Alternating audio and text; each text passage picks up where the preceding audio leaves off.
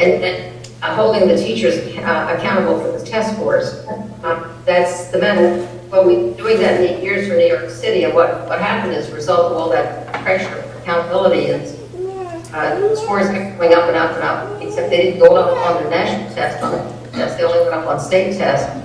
They just came crashing down this past summer, because it got to be the weight of the score inflation was so profound that the state finally realized it couldn't keep claiming that the scores were going by leaps and bounds every year. So they recalibrated, rated all the scores, and the miracle of mayoral control of New York City just disappeared overnight, because all the scores got deflated and are back now to about where they were 4 or 5 years ago. The New York Times ran a front page story saying the achievement gap among racial groups is today as large as it was when mayoral control started. But of course the mayor and the chancellor continue to say that that's not true. But what we've seen with the pressure for accountability through No Child Left Behind, and I was not an architect, I'm proud to say I was not an architect of No Child Left Behind. I was not a designer or a founder. I thought it was a good idea, but then so did 90% of the Congress, including Ted Kennedy. And there were more Democrats that voted for it than there were Republicans, hoping that it would be an equity measure. It turned out not to be an equity measure. The philosophy of No Child Left Behind, I'm sorry if I seem to be jumping about, but I want to kind of lay out the scenario. What we have today as our federal law is still No Child Left Behind. It has not changed. There's a proposal on the table from President Obama and Secretary Duncan. It doesn't differ a whole lot from No Child Left Behind. It has the same philosophy. Philosophy is simple. It's measure and punish. First you measure the kids, and then you look at the test scores, and somebody has to be punished. And that somebody is going to be, first of all, principals, because in every one of the scenarios responding to low scores, the principal is going to be fired. And then another model for turning around a low-performing school is not only fire the principal, but fire the teachers. And then another model for turning around a failing school is close the school. So we have a series of increasingly draconian punishments that started with No Child Left Behind that will be continued by the Obama administration. Race at the top, I think you're very fortunate you didn't win the race at the top. It deserved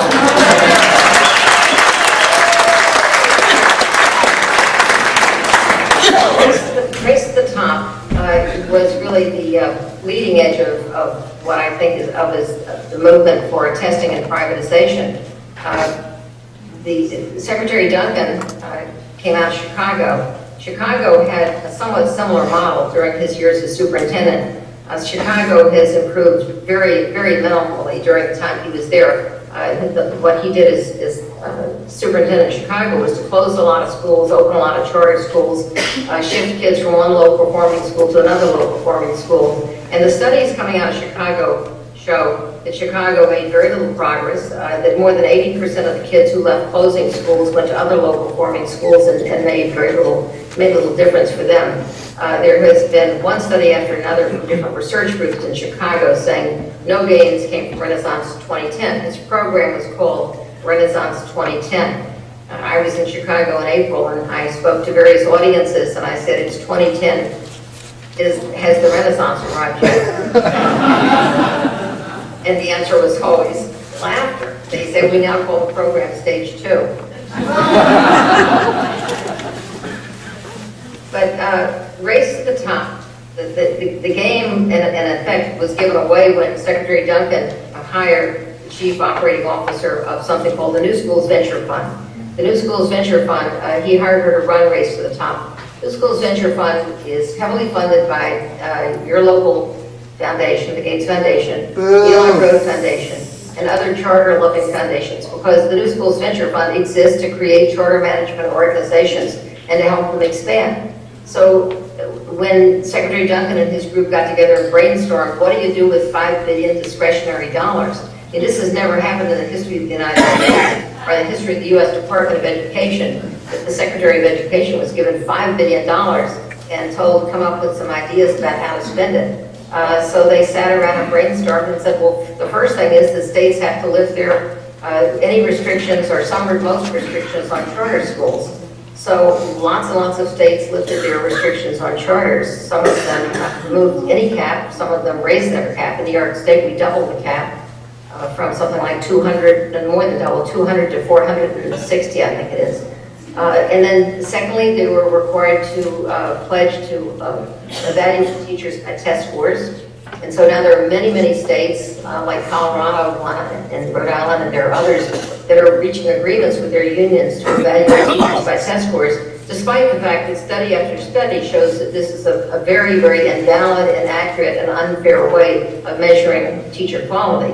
And that many, many teachers who are very effective will be misjudged and called ineffective by value-added assessment. Value-added assessment, as it's known, will incentivize teachers to avoid the hardest to teach kids because they can't get the score gains from the hard to teach kids that they get from advantage kids.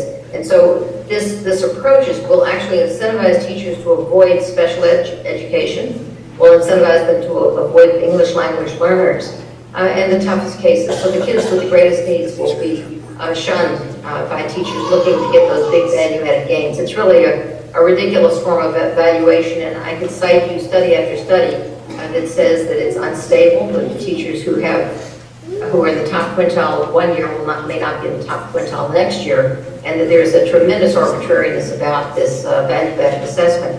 It's also worth noting, and I'm sure you're all aware of this, that on September 19th, going back to August, the Los Angeles Times decided to print the value-added test scores of 6,000 elementary school teachers, and they put it online. They wrote articles about how some teachers are more effective than others, and they shamed and embarrassed teachers by putting their names and pictures in the paper, saying, here's a teacher, thinks she's effective, but look at her scores, she's not effective. And then they said, well, of course, this is only one of multiple measures. But they didn't tell you about any of the other measures. The only measure they printed online were the value-added scores, which led me to believe these scores should never be released. They should never be published. It's a terrible thing because they're not reliable. They're very unfair. They're largely inaccurate. And just a couple of weeks ago, a fifth grade teacher in Los Angeles who was 39 years old, had been teaching for 14 years, committed suicide. He had been rated less effective than his peers. And apparently, he took this very hard. According to his family, this was contributed to, maybe, I don't know if it was the reason for his suicide, but his family said it was one of the reasons.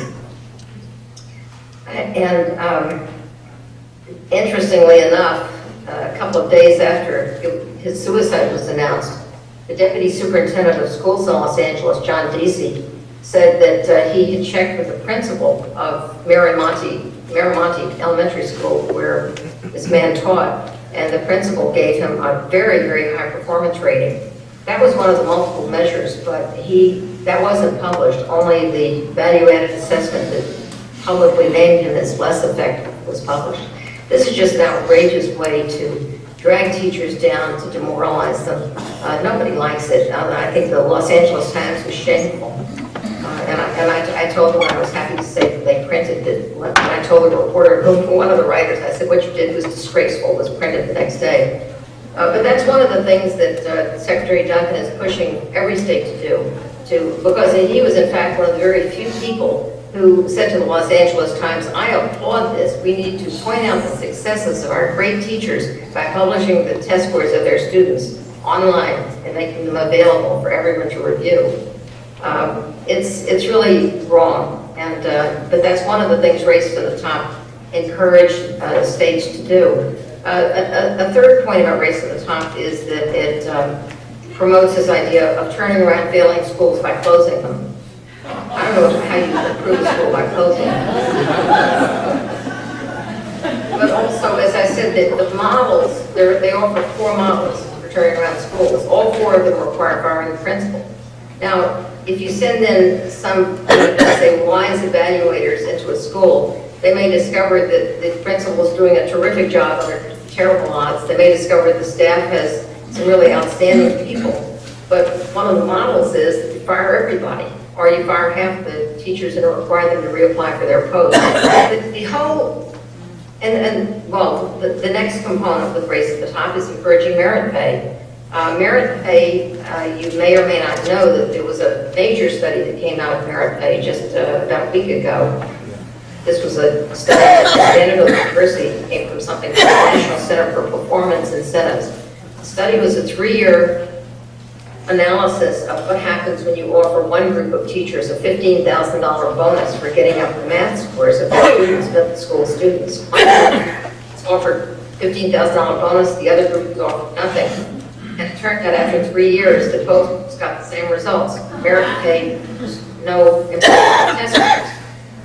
So the response of the U.S. Department of Education was the very next day they released billions and billions of dollars for merit pay programs all across the country. They just totally ignored the results of the study, and they said, well, our merit pay is different from the one that just bombed in Nashville. Well, it turns out that I wrote on my blog, in Education Week, ideology continually trumps evidence. The men and women who are promoting this approach to education, it's a market-based, corporate-style reform. They don't care what the evidence shows, because there is tremendous research showing, for example, the charter schools are not better than regular public schools. They may call themselves public schools, but they're privatized. They have private management, they're free of the rules and regulations. If it's good to be free of the rules and regulations, why not free up all the public schools?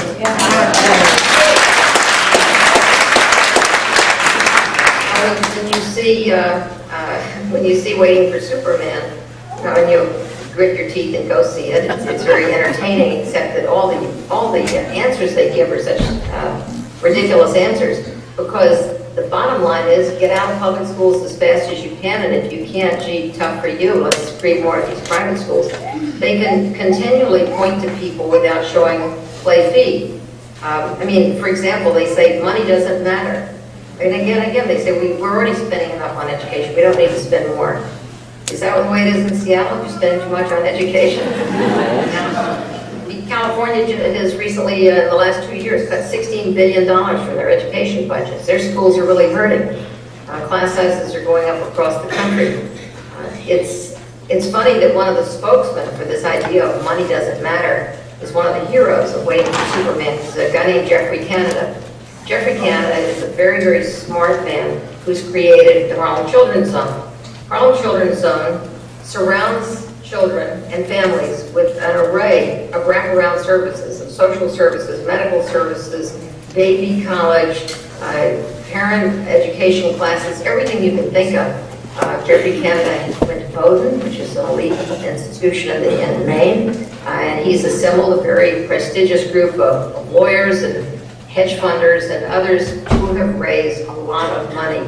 His organization, the Harlem Children's Zone, does good work, and they have assets in excess of $200 million. I've noticed that when you have a lot of money, it's possible to say that resources don't matter.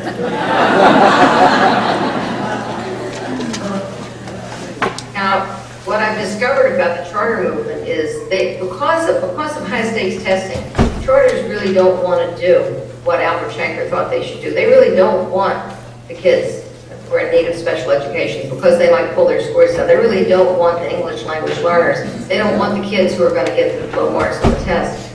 And so they tend to skim. They tend to have high attrition rates, a lot of turnover. The kids who leave tend to be the lowest performing kids. Jeffrey Canada, again, the hero of Waiting for Superman, he brought in a group of kids and he said, I'm calling my school the Harlem Promise Academy because